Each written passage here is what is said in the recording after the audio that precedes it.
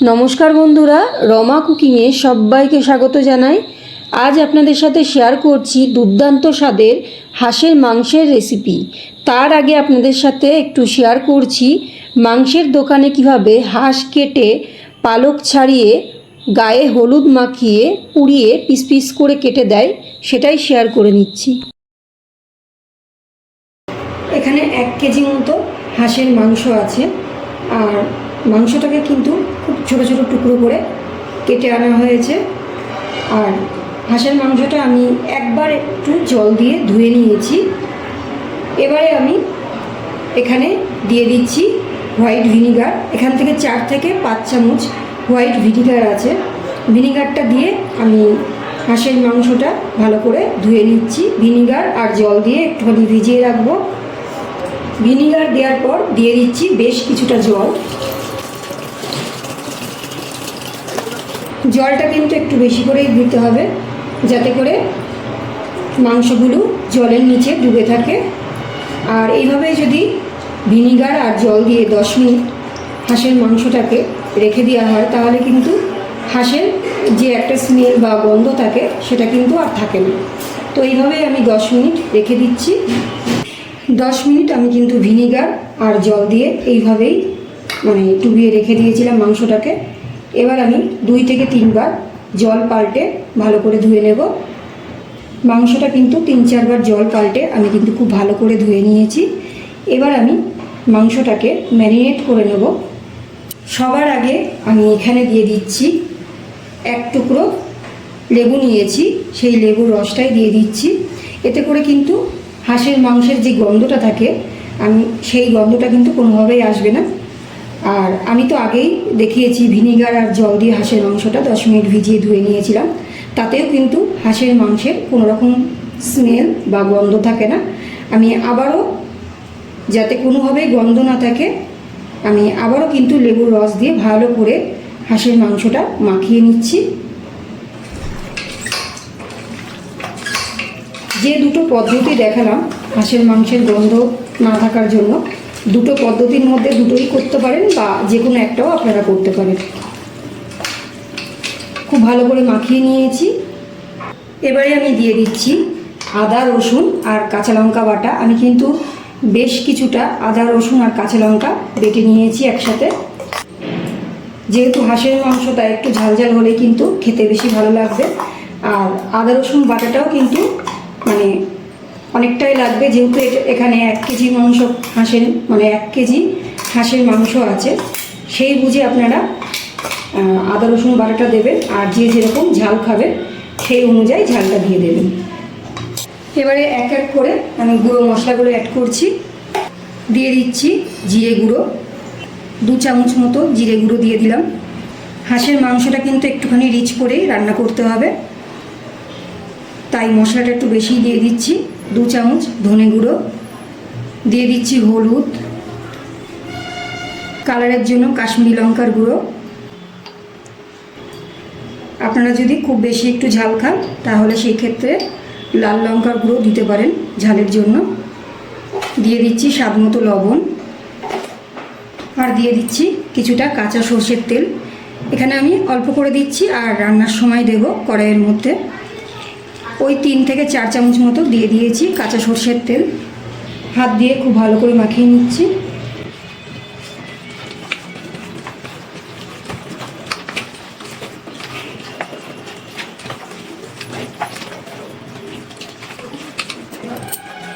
হাত দিয়ে খুব ভালো করে মাখিয়ে নিয়েছি।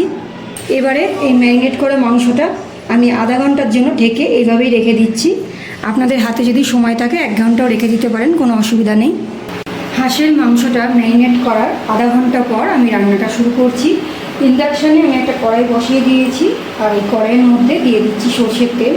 আমি রান্নাটা সর্ষের তেল দিয়েই করছি। আপনারা চাইলে সয়াবিন অয়েল বা সাদা তেল, যেটাই বলেন, সেটা দিয়ে করতে পারেন। তবে সর্ষের তেল দিয়ে রান্না করলে হাঁসের মাংসের স্বাদটা আরও কিন্তু বেশি আসবে। বেশ কিছুটা আমি তেল দিয়ে দিয়েছি। সর্ষের তেলটা খুব ভালো করে গরম করে নিচ্ছি। তেলটা কিন্তু খুব ভালো করে গরম হয়ে গেছে।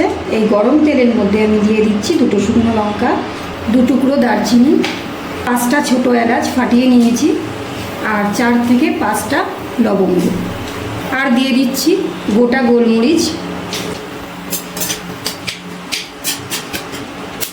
ফোড়নটা তেলে কিছুক্ষণ নেড়েচেড়ে নেওয়ার পর এবার আমি দিয়ে দিচ্ছি পেঁয়াজ। পেঁয়াজটা একটু বেশি লাগবে, তাই আমি 2টো বড় সাইজের পেঁয়াজ লম্বা লম্বা করে স্লাইস করে কেটে নিয়েছি। সেটাই আমি ভেজে নিচ্ছি।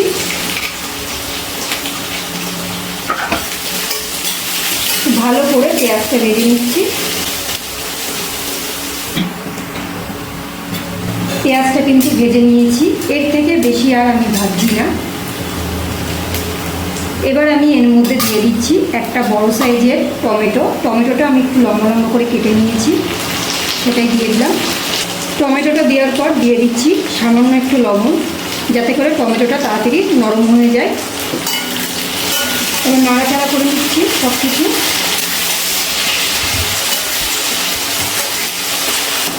টমেটোটা নুন দেওয়ার ফলে কিন্তু খুব তাড়াতাড়ি নরম হয়ে গলে গেছে। আগে থেকেই ম্যারিনেট করা মাংসটা এবারে দিয়ে দিচ্ছি।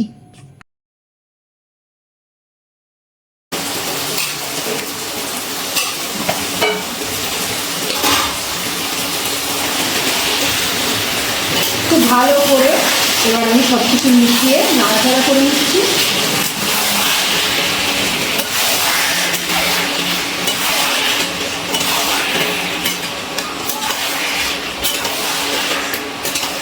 গ্যাসের ফ্লেমটা মিডিয়ামে রেখে আমি কিন্তু 5 মিনিট মাংসটাকে এরকমই নাড়াচাড়া করতে করতে রান্না করে নেব। 5 মিনিট ধরে কিন্তু আমি এইভাবেই নাড়াচাড়া করতে করতে মাংসটা একটু রান্না করে নিলাম। এবারে ইন্ডাকশানের ফ্লেমটা লো টু মিডিয়ামে রেখে আমি ঢাকনা দিয়ে ঢেকে এবার মাংসটা রান্না করে নিচ্ছি। ঢাকনাটা তুলে নিচ্ছি। আমি কিন্তু 1 থেকে 2 বার ঢাকনা তুলে একটুখানি নাড়াচাড়া করে নিয়েছিলাম। এর মধ্যে কিন্তু কোনো রকম জল দিইনি, মাংস থেকেই কিন্তু যে জলটা বেরিয়েছে সেই জলটাতেই কিন্তু মাংস সিদ্ধ হয়েছে। এবারে আরও কিছুক্ষণ আমি মাংসটা রান্না করে নিচ্ছি ঢাকনা ছাড়াই। ইন্ডাকশনের ফ্লেমটা আস্তে দিয়ে আমি কিন্তু অনেকক্ষণ ধরে মাংসটা কষিয়ে নিয়েছি। দেখে বুঝতেই পারছেন মাংস থেকে কিন্তু তেল ছেড়ে দিয়েছে। ভালো করে কষিয়ে নিয়েছি। এবার আমি এর মধ্যে একটু গরম জল দিয়ে দেবো। এবারে দিয়ে দিচ্ছি গরম জল।